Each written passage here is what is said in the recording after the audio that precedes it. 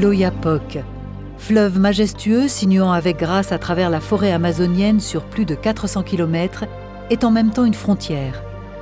Celle qui délimite la France du Brésil, l'Europe de l'Amérique du Sud. La Guyane est une région ultra-périphérique de l'Union européenne, une étoile lointaine du drapeau bleu azuréen. À égale distance de l'embouchure du fleuve et de la ville de Saint-Georges de l'Oyapock, 3 palétuviers. Un petit village peuplé d'Amérindiens palicures, partageant le temps entre la chasse et la pêche, et pour la jeune génération, par des parties de foot interminables. Ici, Paris semble situé à des années-lumière.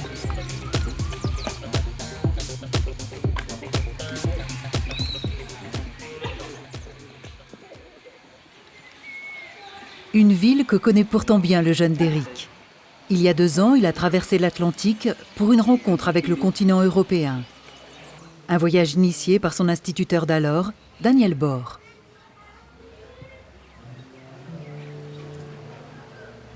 Moi aussi, je suis un Européen d'Amérique du Sud.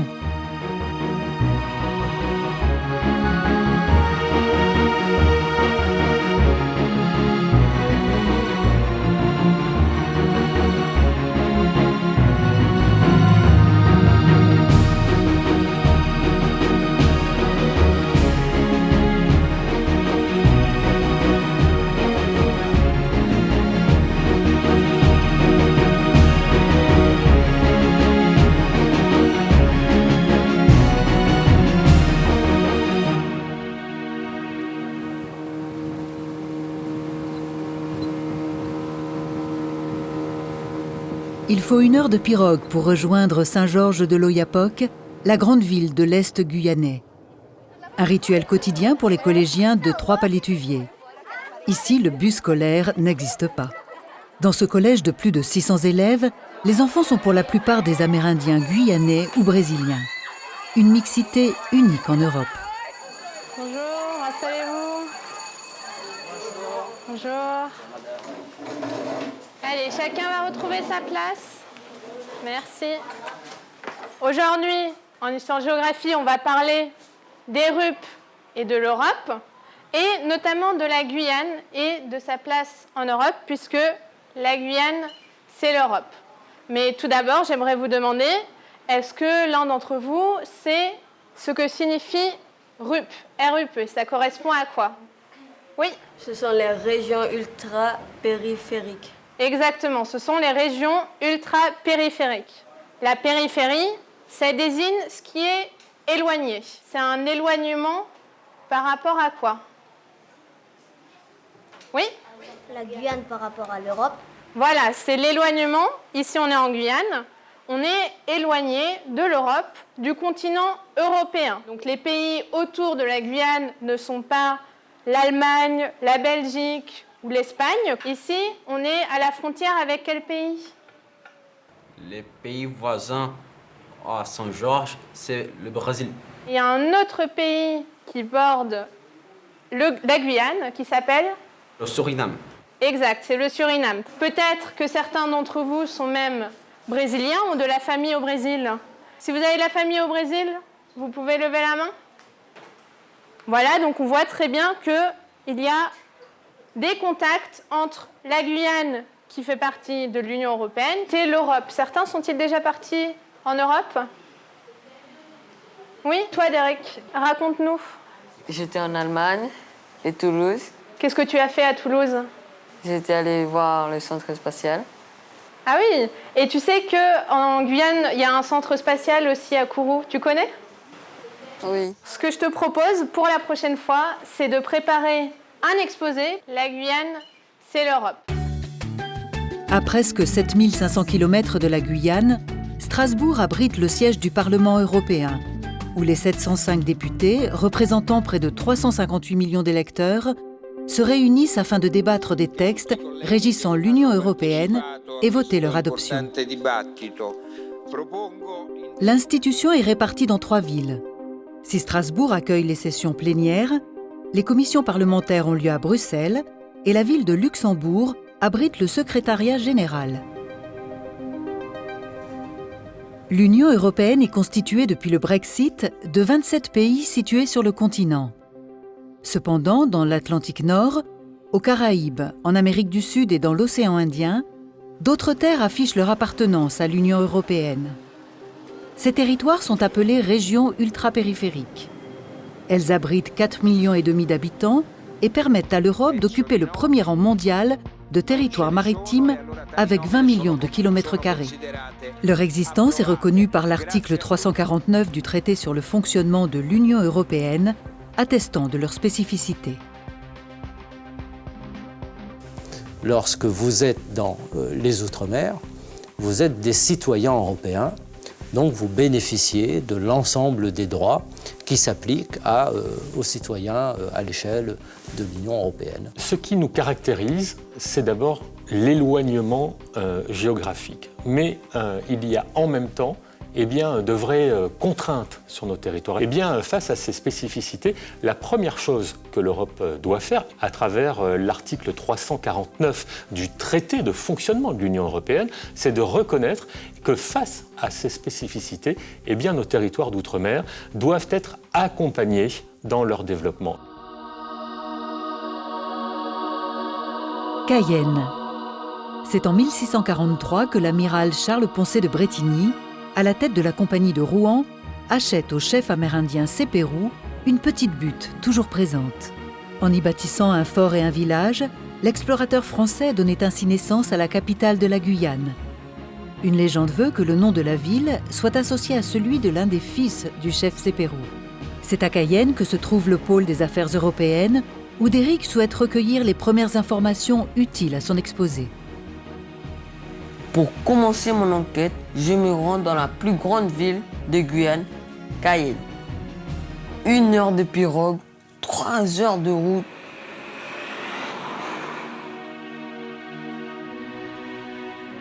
Sur les bâtiments publics, le drapeau européen flotte à côté des drapeaux français et guyanais. Déric a rendez-vous avec Dominique Néron, spécialiste du Fonds européen de développement régional. Bonjour, je m'appelle Déric, j'habite à Trois-Palétuviers. D'accord. Et j'ai un devoir à faire. C'est quoi le pôle européen? Assieds-toi, on va s'asseoir. Le pôle européen, c'est là où tu es en ce moment. Ça s'appelle le pôle aux affaires européennes, précisément.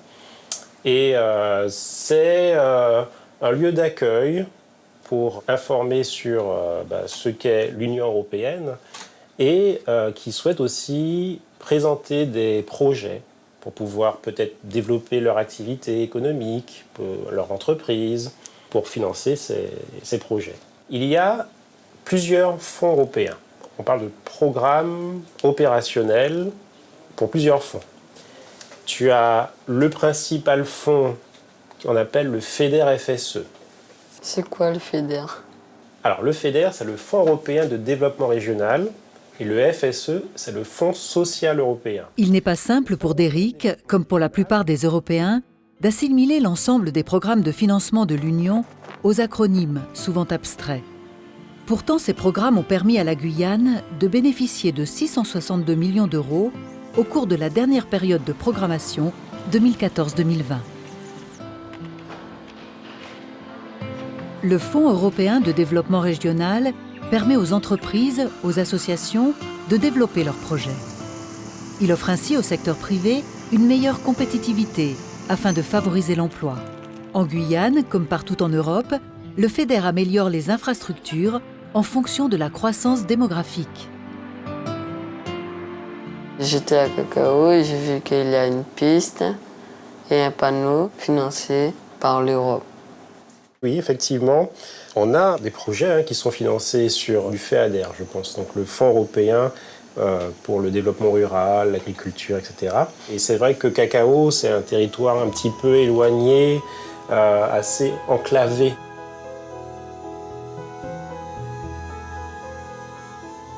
En Guyane, on a beaucoup de fruits, pas de pommes, pas de raisins, mais des mangues, des maracujas, des bananes. Nous sommes la seule terre européenne située à l'équateur. Le bourg de Cacao est né avec l'arrivée dans les années 70 des réfugiés politiques Hmong qui fuyaient le régime communiste du Laos. Les Hmong n'avaient comme seule ressource qu'une aide financière apportée par les Nations Unies et la France. Armés d'un courage sans faille, ils transformèrent en quelques mois la forêt inhospitalière en culture et rizière. Aujourd'hui, les marchés guyanais regorgent de leurs fruits et légumes.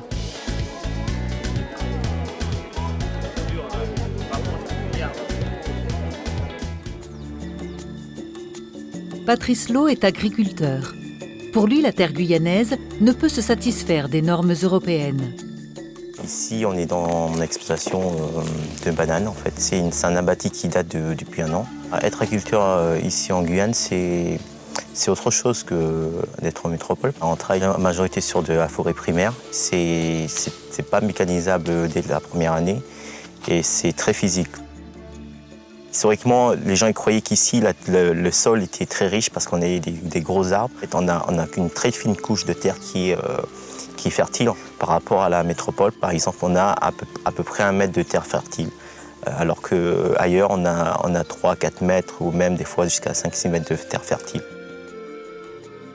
On a des milliers d'insectes et on ne peut pas faire grand-chose contre ça. On n'a pas les mêmes pesticides qui correspondent aux bêtes qui sont ici. Sans pesticides, on serait obligé de travailler mécaniquement ou manuellement sur le terrain. Ce serait plus compliqué. On aimerait pouvoir en utiliser moins parce que je sais que ça peut porter atteinte à ma santé aussi. Nos voisins producteurs, c'est des très gros producteurs, c'est le Brésil, le Suriname. Ils n'ont pas les mêmes coûts de production que nous. Par exemple, ils payent des salariés beaucoup moins chers que nous. Ce n'est pas les mêmes contraintes, c'est difficile, les coûts de production sont beaucoup plus élevés.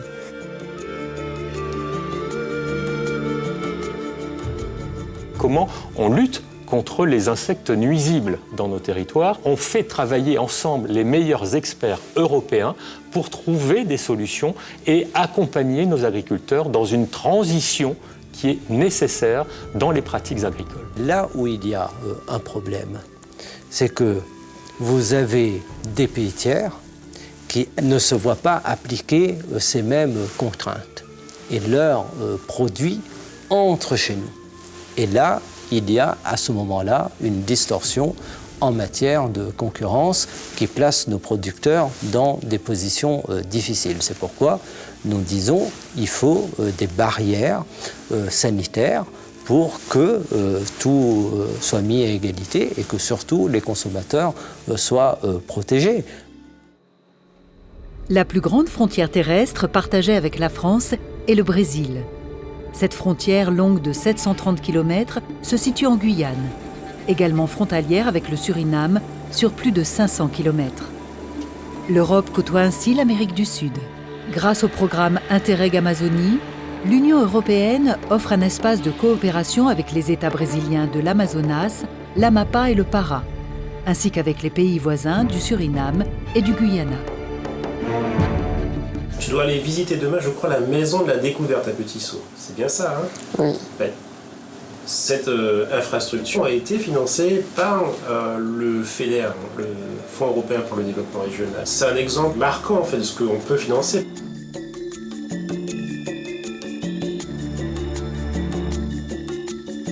Long de 260 km, le fleuve Sinnamary est le 5e fleuve de Guyane, mais aussi le plus profond.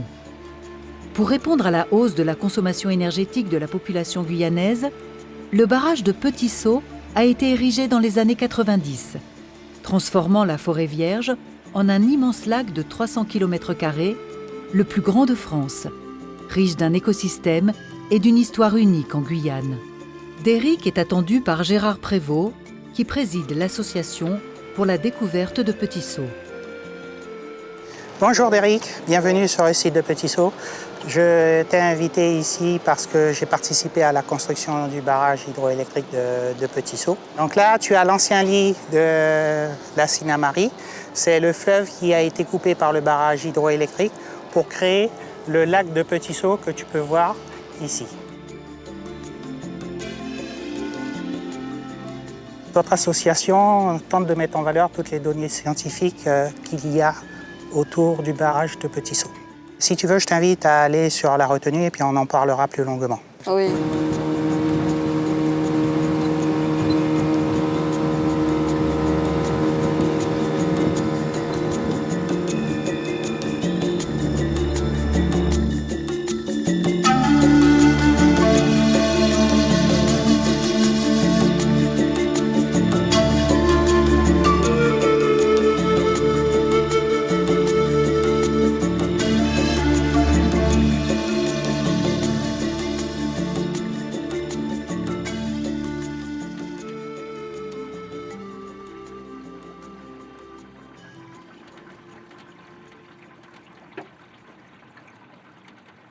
On va là arriver à l'intérieur d'un vestige, le vestige de Bagne.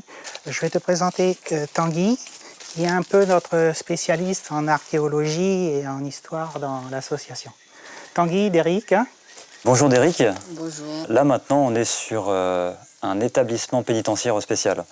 Alors c'est dans l'histoire de Guyane, il y a la grande histoire du bagne, mais il y a une petite histoire dans l'histoire du bagne, c'est celle des EPS, établissements pénitentiaires spéciaux. Dans les années 30, la France est un empire colonial, donc la Guyane c'est une colonie, mais il y a également beaucoup de colonies à travers le monde, notamment l'Indochine à l'époque. Et en Indochine, dans les années 30, il y a beaucoup de révoltes, et les prisons sont pleines à craquer, et le gouverneur d'Indochine propose au gouverneur de Guyane d'envoyer des prisonniers. Et du coup, là, on est sur la partie administrative du camp pénitentiaire, avec là, le logement des officiers. Une petite maison à côté, c'était le logement du chef de camp. Et un autre bâtiment de l'autre côté, qui était le logement du médecin et la pharmacie. Mais l'essentiel des vestiges, les cachots, il y avait des cachots, les champs, les maisons, etc., tout ça, c'est sous l'eau. Alors, les Indochinois qui étaient prisonniers sur ce camp-là, ainsi que sur 2 autres camps dans la Guyane, ils étaient surtout affectés à des travaux agricoles. Le gouverneur de Guyane voulait développer l'agriculture, mais pas que. Alors là, on se trouve à côté de Saint-Élie, c'est une commune qui concentre beaucoup de mines d'or. Et le gouverneur de Guyane, entre guillemets, il louait ses bagnards au service des mines d'or. Donc le camp est ouvert en 1931 ici, mais en 1942, c'est déjà fini, il n'y a plus personne ici. Patrimoine historique et richesse écologique sont étroitement liés. La crique Maman Lézard offre aux scientifiques et aux visiteurs les clés d'une histoire géologique complexe. Alors tu vois Déric, ici aussi c'est une autre forme d'animation que nous faisons principalement pour les scolaires. Donc tu vas voir, Tanguy, il leur montre ce qu'on peut trouver dans le lit d'une crique et il donne des explications sur la géologie et l'histoire aussi de la création du territoire où on est. Bon, je préfère pas te donner de faux espoirs, on va pas trouver d'or ici. On va trouver d'autres trucs. Alors, t'as déjà vu cet objet quelque part? Oui. Ouais. Donc ça c'est la bâtée. Et en Guyane, la roche on la voit pas tout le temps parce qu'elle est couverte par la forêt, elle est couverte par le sol. Et l'intérêt de la bâtée, c'est qu'on va aller puiser ce qu'il y a au fond de la crique. Ça va permettre de mettre en évidence des petits minéraux qui vont nous indiquer quelles roches sont traversées par la crique. On va plutôt prélever au niveau des graviers, c'est là qu'on aura des éléments lourds. Et l'intérêt de ce mouvement, c'est qu'il va vraiment trier les éléments peu denses qui vont partir et les éléments très denses qui vont rester au milieu. Alors tu vois, tous les petits éléments noirs là sont sable noir. Alors ça, c'est plein de minéraux lourds. Ça va être des oxydes de fer. Donc tu as magnétite, hématite et tu as plein d'autres minéraux, mais là il faut une loupe, on ne peut pas le voir à l'œil nu. Ça permet de reconstituer un peu l'histoire géologique de la Guyane. Et ça permet aussi aux chercheurs d'or de trouver des gisements, aussi. Gérard Prévost avait espéré développer son projet avec l'aide de l'Union européenne. Mais les procédures sont complexes et les fonds se sont fait attendre. Son association n'y a pas survécu. Concernant le fait que l'Europe puisse participer à de la vulgarisation scientifique, voire historique, archéologique sur le territoire de la Guyane, je pense que c'est important parce que beaucoup de Guyanais même ne connaissent pas leur histoire. Les fonds européens nous permettent de pouvoir s'orienter vers de la vulgarisation scientifique. Et la problématique, c'est d'avoir la trésorerie initiale. Les remboursements peuvent mettre en difficulté une association, une structure, s'ils n'arrivent pas dans les délais annoncés. À ce moment-là, on se retrouve sans trésorerie. C'est un peu ma situation en ce moment. Les remboursements des fonds européens tardent un peu à arriver. Ce qui revient de façon légitime en termes de reproches quand on parle de l'Europe, eh bien, c'est le niveau de complexité des procédures. Il y a besoin de simplifier, il y a besoin d'alléger les procédures européennes pour pouvoir construire de façon plus simple et plus efficace une Europe du quotidien qui profite à tous nos concitoyens dans tous les départements et les territoires d'outre-mer. Déric poursuit son périple vers l'ouest de la Guyane. Encore 200 km à parcourir avant de rejoindre Saint-Laurent-du-Maroni, dernière étape avant l'embarquement dans une pirogue à destination de Providence.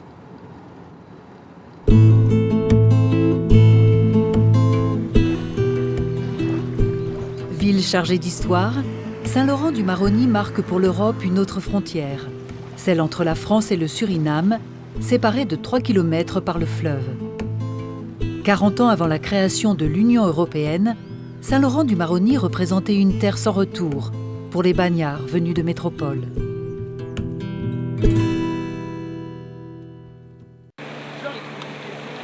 Derrick rejoint à Providence Daniel Bor, son ancien instituteur qui lui avait fait découvrir l'Europe il y a 2 ans. Un trajet long sur un fleuve capricieux que seuls les piroguiers bushinengue savent dompter. Il faut jusqu'à 4 jours de pirogue pour rejoindre Maripasoula. Plus qu'en Europe, les fleuves guyanais sont de véritables artères pour le transport des personnes et des marchandises. L'aventure est permanente. Elle revêt pour certains le rêve insensé de l'or et pour les voyageurs, l'ivresse du danger au passage des Sceaux.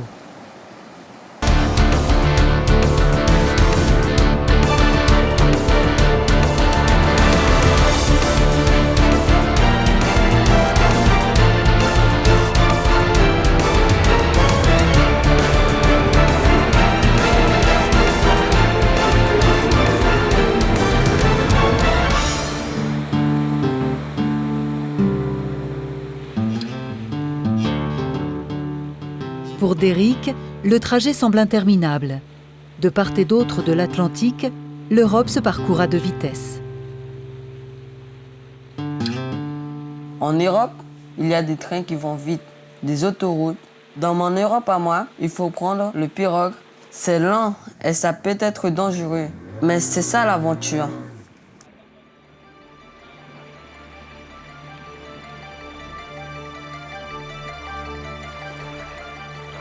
« 5 heures de pirogue pour rejoindre Daniel Bor. Grâce à lui, tous les élèves de mon village ont voyagé en Europe. J'ai hâte de le revoir.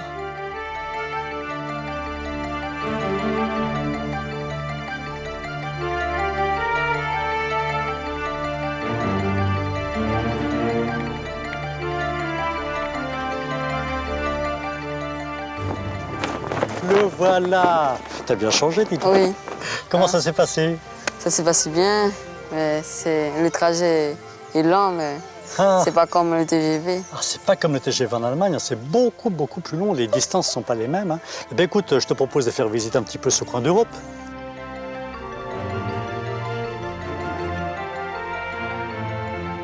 Le Suriname qui est en face avec le fleuve le Maroni. L'autre côté, on avait le Brésil avec l'Oyapock. On va te montrer un petit peu la magnifique école qu'on a. Providence ne ressemble en rien au village de Derrick, encore moins à ceux du continent européen. Le bourg est peuplé par des bushinengue, descendants des esclaves africains déportés au Suriname pour travailler sur les plantations et qui se révoltèrent en s'enfuyant dans la forêt.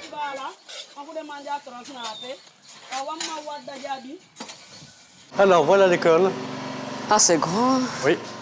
Regarde un petit peu ici, ce paysage. Tu peux travailler plein de choses. Tu peux travailler l'astronomie, tu peux travailler les choses de science avec le vent, étudier le vent. Tu peux travailler un petit peu tout ça.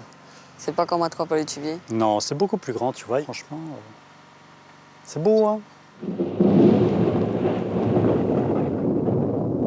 Est-ce que tu te souviens de le voyage en Europe? Je me souviens parfaitement de l'Europe et du voyage qu'on a fait en Europe. Ah oui, c'était chouette, hein? Et on connaît les Européens, mais est-ce qu'ils connaissent la Guyane? Ah oui, les Européens connaissent la Guyane, mais le problème, c'est de la situer où c'est dans le monde. Un petit peu, on a interrogé quelques personnes sur la position de la Guyane. Je pense que les réponses vont éclairer un petit peu. Est-ce que vous pouvez me situer la Guyane? La Guyane française. C'est... aucune idée. C'est une île, non? Quelque part par là? Guyane, moi je suis de la Martinique.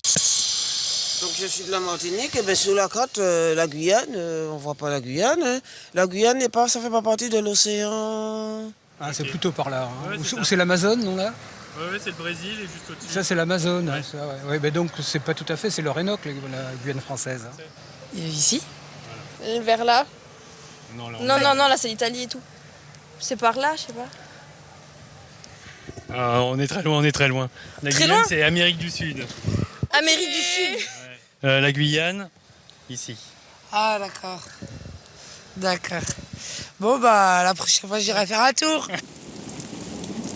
C'est un département qui est magnifique, comme tu le sais. Hein. On entend d'ailleurs, il y a la saison des pluies qui commence, tu vois.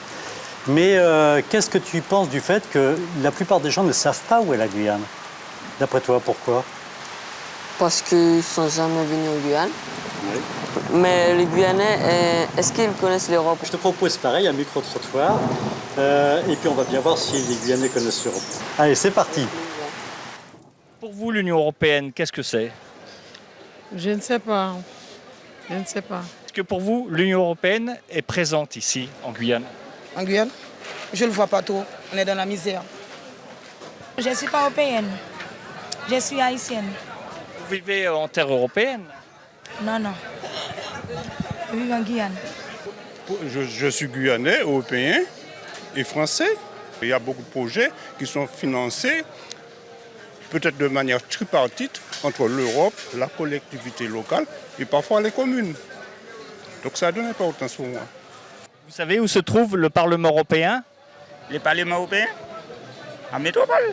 Oui, mais dans quelle ville? Il y en a deux.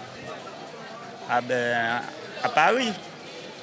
Vous savez où est le Parlement européen d'ailleurs? Non. Non. À Bruxelles. À Bruxelles? À Bruxelles? Oui. Moi, je ne sais même pas. Je ne sais même pas si certains députés savent qu'on existe. Je ne sais pas. Je ne sais pas s'ils pourraient situer la Guyane sur une carte. Le Parlement européen, il est où, Paul? C'est pas à Genève? Alors l'Union européenne, comme tu vois, c'est une très très belle aventure humaine, mais c'est aussi une très belle aventure technologique. Que serait par exemple l'Union européenne sans la Guyane qui accueille le port spatial de l'Europe? Que serait le port spatial de l'Europe sans l'aventure Ariane Espace? C'est une aventure absolument fantastique.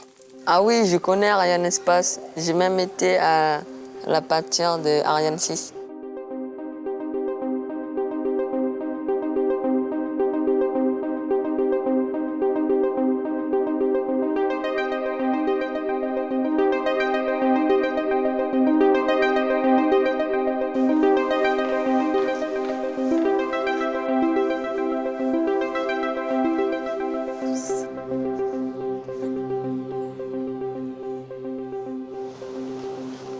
Bonjour Derek. Bonjour monsieur. Je m'appelle Tony Dos Santos, je suis de l'Agence spatiale européenne. Tu as bien voyagé? Oui. Je te souhaite la bienvenue au Centre spatial guyanais, le port spatial de l'Europe. Ici, tu es dans une salle qu'on appelle Jupiter 2. C'est la salle où on coordonne tous les lancements de toutes les fusées qui sont ici. Donc en lancement, tu as tous les ingénieurs qui occupent les postes et chacun en son rôle coordonne les activités pour qu'on puisse effectuer le lancement. C'est toutes les fusées. Celles qui existent déjà, c'est Vega, c'est Soyouz et c'est Ariane 5. Lanceurs européens et soviétiques se côtoient au centre spatial guyanais, seul site de lancement au monde situé aux abords de l'équateur. Une situation géographique idéale pour placer en orbite les satellites géostationnaires.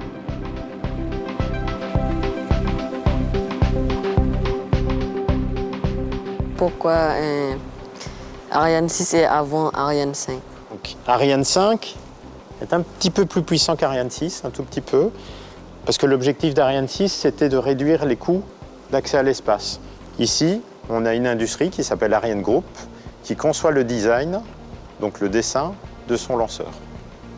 Un peu comme ce que font les Américains aussi, avec des entreprises privées.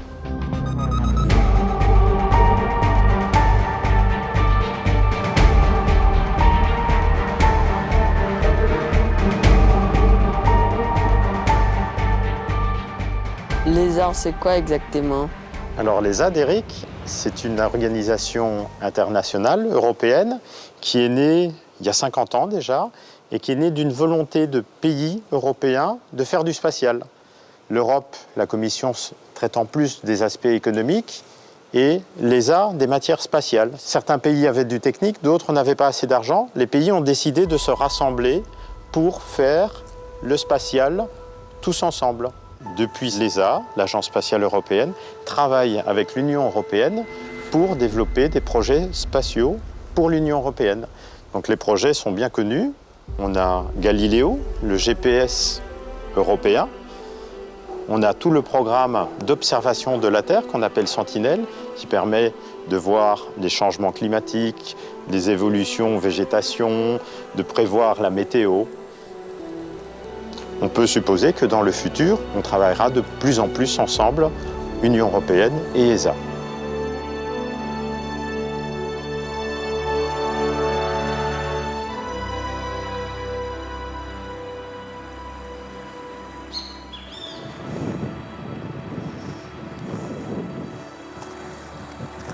Bonjour Derek, je suis Henri Brunet-Lavigne, je suis responsable du chantier.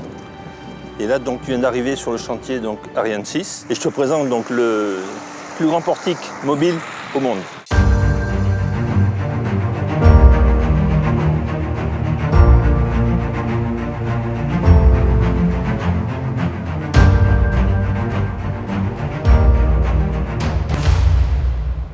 Et c'est là où on va pouvoir mettre en œuvre le lanceur Ariane 6. C'est quoi ça? Alors là, tu as un énorme pot d'échappement qui permet donc de faire évacuer les gaz de combustion du lanceur.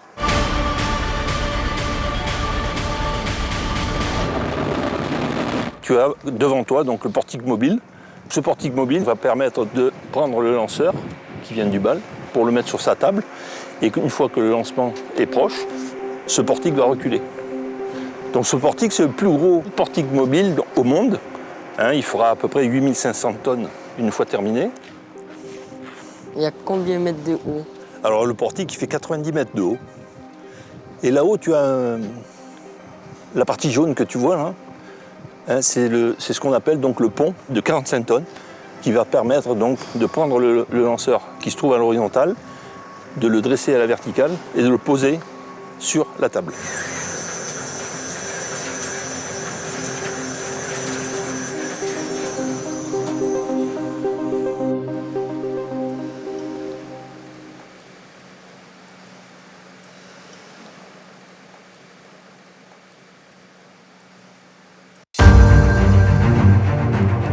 Voilà Derek, tu as vu donc le chantier Ariane 6. C'est un super outil qui va rester en Guyane. Et ce serait bien donc, pour les années à venir que des jeunes Guyanais, garçons ou filles, vous puissiez prendre la relève et utiliser cet outil pour le futur.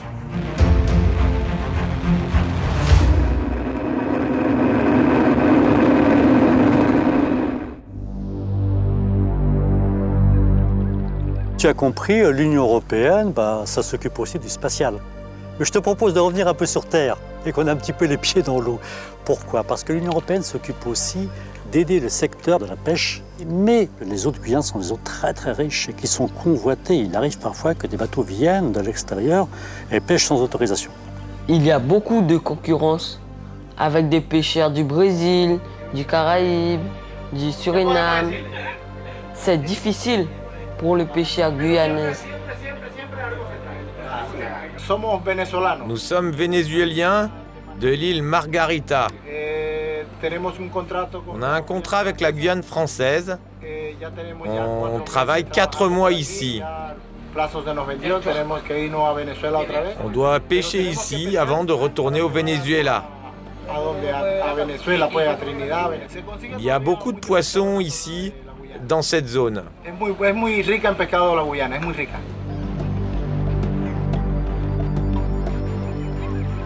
Oui, alors ça, ce sont des bateaux vénézuéliens qui pratiquent la pêche au vivano. Ces bateaux pêchent et livrent 75% de leur production et repartent avec 100% de leur production quand ils retournent sur Margarita. Si ces pêcheurs travaillent en toute légalité, il n'en est pas de même pour nombre d'autres navires de pêche qui prélèvent chaque année des tonnes de poissons dans les eaux guyanaises. Pour Georges-Michel Caram, président du comité des pêches, son secteur professionnel est mis à mal par la pêche illégale, mais aussi par des directives européennes qui sont, selon lui, inadaptées à l'environnement spécifique de la Guyane. Pêcher en Guyane, c'est quelque chose de relativement facile quand on connaît le métier. Maintenant, c'est vrai que nous sommes assujettis à cette pêche illégale qui date de 1998, et la pêche illégale fait mal, très mal à la Guyane. Parce que ces personnes viennent voler notre poisson pour aller le revendre directement sur les mêmes marchés que nous vendons. Nous avons fait des demandes, nous avons même écrit à M. Omarjee de la Commission européenne pour qu'on puisse interdire, pour mettre le Brésil, le Suriname, Jordan sur la blacklist. Si j'avais un euro de pité devant moi, je lui dirais, avant de prendre ces lois, de venir avec moi sur un bateau pour qu'ils puissent comprendre c'est quoi la douleur que c'est d'un marin. La Guyane est dans un contexte sud-américain, au nord de l'Amérique du Sud. Est-ce qu'ils ont pris conscience de ça? On est sur un plateau des Guyanes, où tout est relié, les fleuves, les courants, et tout est là-dedans. Si on ne prend pas conscience que le continent guyanais est quelque chose de positif pour la France et l'Europe, mais tant pis. Je suis intervenu de manière publique en séance pour demander à la Commission européenne d'inscrire le Brésil sur la liste noire qu'évoque ce pêcheur. Et la réponse publique qui a été faite par la Commission européenne est de dire « Nous sommes prêts à le faire, mais la procédure, c'est que la France nous en fasse la demande. » Et cela fait des années et des années que nous attendons que la France en fasse la demande, et la France ne le fait pas.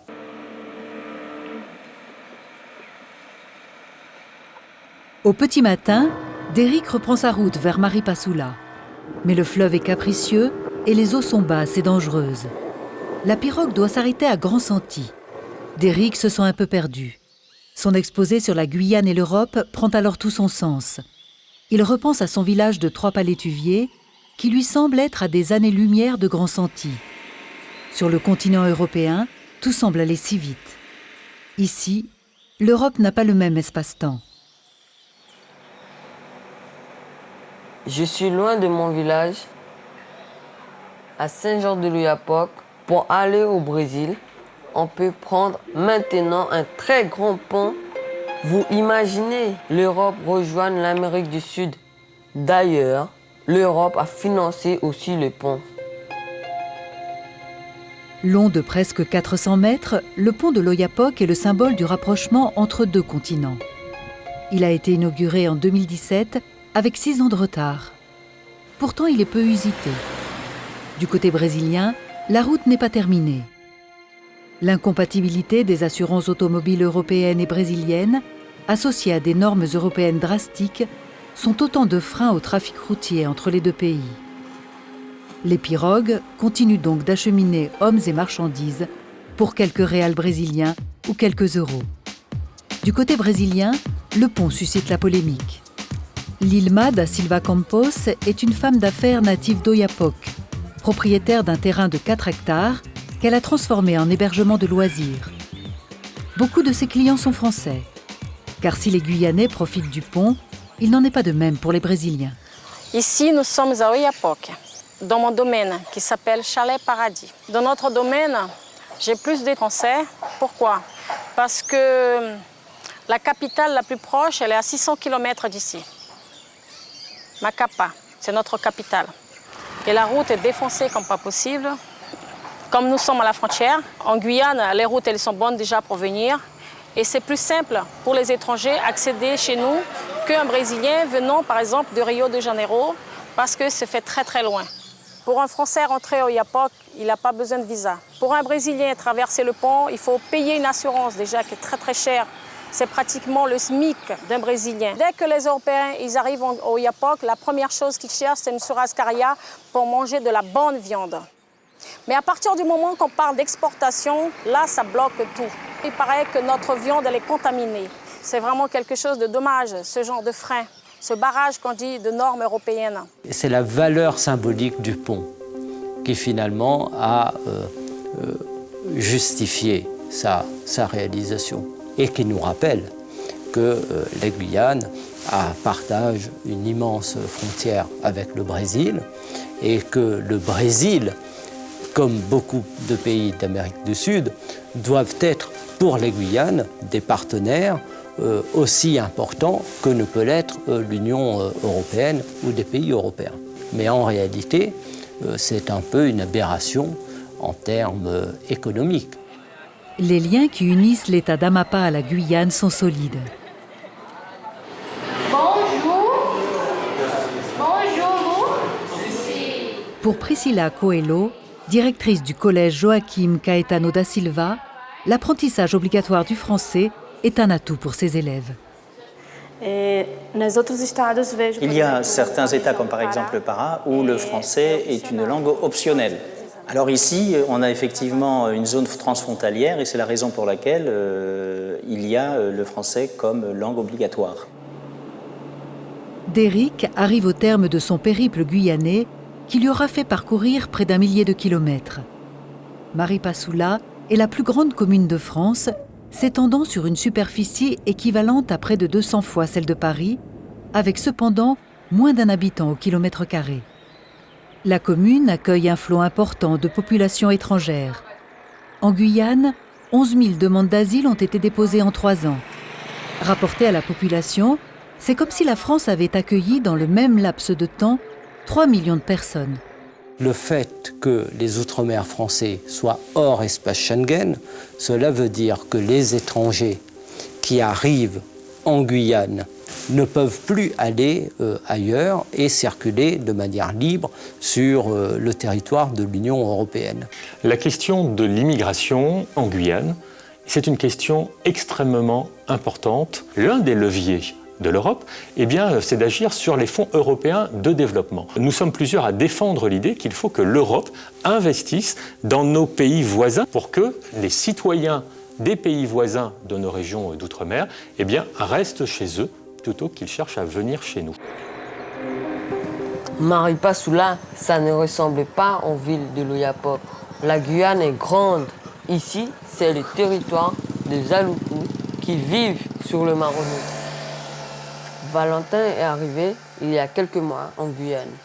Valentin, t'es là? Avant, il habitait en Bourgogne. Salut, ça va? Salut, ça va. Vas-y, rentre. Vas-y, assis-toi. Je voudrais bien savoir ce qu'il pense de la Guyane. On m'a dit à Maripa que tu viens d'arriver. Est-ce que c'est vrai? Ouais, c'est vrai, je suis arrivé ici il y a 4 mois pour travailler. Et avant, j'étais à Dijon, en Bourgogne. Il faisait froid à peu près 6 mois dans l'année. Et les gens étaient beaucoup moins sympas qu'ici. Toi qui viens de l'Europe, ici, est-ce que ça ressemble à l'Europe? Les règles sont différentes. On peut rouler sans casque, pas forcément avec des ceintures, pas forcément avec des assurances. C'est complètement différent. En plus, tu vois, la maison ici, il n'y a pas de fenêtre, alors qu'en Europe, on a des fenêtres, on a le chauffage. Ici, les gens vivent beaucoup plus dehors, sont beaucoup plus sociables aussi, on vit beaucoup plus ensemble. Par rapport à mon village amérindien Trois-Palituviers, il me semble qu'à Maripasoula, il y a beaucoup d'étrangers. En tout cas, ici, tu vois, Déric, il y a des populations qui sont très différentes. Les gens cohabitent très bien ensemble et quand tu arrives, tu vois, moi je viens de métropole, je suis blanc et j'ai eu le sentiment d'avoir été très bien accueilli. Mais Maripasoula n'est pas toujours un paradis. Aux portes des premières habitations, une décharge très éloignée des normes européennes répand ses effluves nauséabondes et nocives sur la population. Un constat accablant pour Samaniandjo, porte-parole du collectif citoyen Oui et Dédé. On est bien à Maripasoula, on est bien en France et on est bien en Europe. Et là, on est bien sur une décharge qui ne respecte, selon nous, pas tout à fait les normes qu'on pourrait voir et observer ailleurs. Les décharges sont bien présentes sur le Maroni et je vais même rajouter sur le Lawa. C'est une conséquence de l'entrée aveugle dans une société de consommation. Tout citoyen, alors qu'il soit là légalement ou illégalement, a sa part de responsabilité dans la gestion de ces déchets. Comble de l'ironie, un centre de traitement contigu à la décharge attend depuis 5 ans une hypothétique mise en route. Samaniandjo l'a filmé pour nous. On est encore dans un des derniers paradis sur Terre et que notre défi à nous aujourd'hui, j'insiste très fortement, c'est de tout faire pour préserver, non pas seulement pour nos enfants, mais pour nous-mêmes. Ce matin-là, Déric ressent une douleur au poignet. Il décide de se rendre au centre de santé de Maripasoula. Bonjour madame. Bonjour. Vous pouvez regarder? Oui, je vais regarder. Installe-toi. Tu as mal, certes, mais tu peux me serrer la main, tout ça. Donc, il va falloir quand même que tu sois vu par un médecin avant que tu repartes. Il y a encore beaucoup de monde ici? Oui, ici, il y a beaucoup de monde, en fait, parce qu'on est le seul centre de soins sur tout Maripasoula. Parfois, les personnes font 4 heures de pirogue pour venir. La santé n'est pas accessible pour tout le monde sur les rives du Suriname, donc les gens viennent aussi se soigner là. On a environ 30 000 dossiers, ce qui représente 3 fois la population de Maripasoula.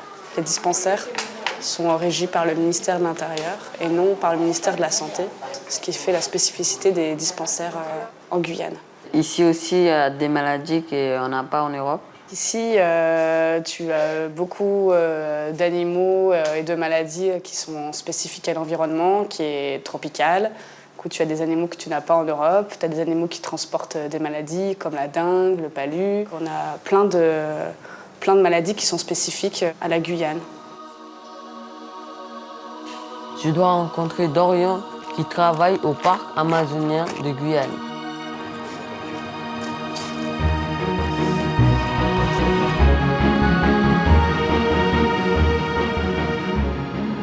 Dorian Odo est coordinateur du programme LEADER, initiative européenne permettant de soutenir des projets de développement rural au parc amazonien de Guyane.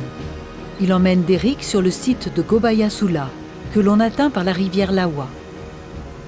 L'Union européenne a participé financièrement à l'aménagement d'une piste en forêt équatoriale sur les traces des peuples autochtones de Guyane.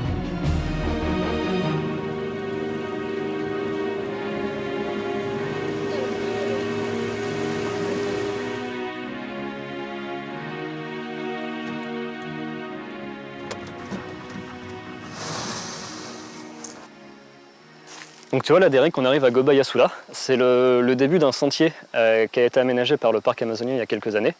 Et là où l'Europe est intervenue, c'est qu'elle a financé le panneau que tu vois là et 6 autres panneaux qui sont répartis tout au long du sentier. Et ces panneaux, en fait, ils racontent l'histoire des Aluku et des Wayana, qui sont les 2 peuples qui habitent en Guyane.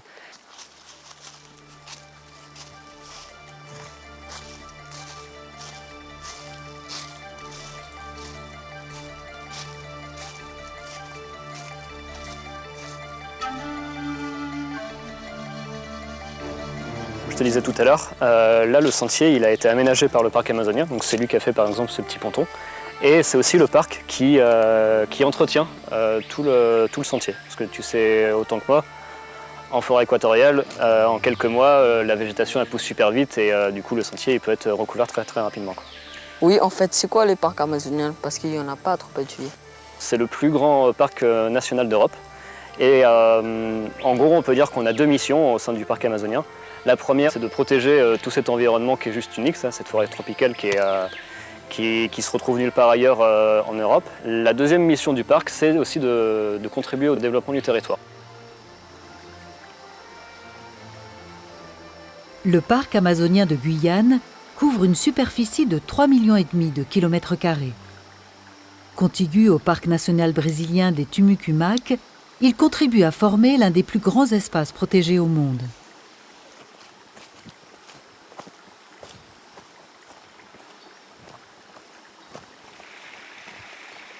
Et voilà, là on arrive au dernier panneau du sentier, qui est juste là. Et la surprise du coup, c'est ça, c'est la cascade de Gobayasula. En saison humide, on la voit beaucoup mieux. Ah oui, mais chez moi, il n'y en a pas comme ça. T'as pas de cascade comme ça? T'as pas un peu des rochers, des petites collines? Non? Non, c'est plat. C'est plat? Oui. Ok. J'ai découvert le continent européen. Loin, il y a beaucoup de pays. C'est un grand territoire. Ici aussi, on est en Europe. Tout est grand. Les arbres, les insectes, le fleuve. Moi, je suis un enfant du fleuve, un jeune Amérindien de 3 palétuviers et une étoile lointaine du drapeau européen.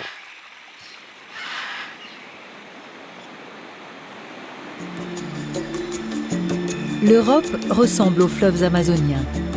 Ils réunissent les peuples, mais parfois recèlent bien des écueils. Derrick ne sait pas encore ce qu'il fera dans sa vie d'adulte. Sans doute devra-t-il un jour traverser de nouveau l'Atlantique pour découvrir d'autres horizons.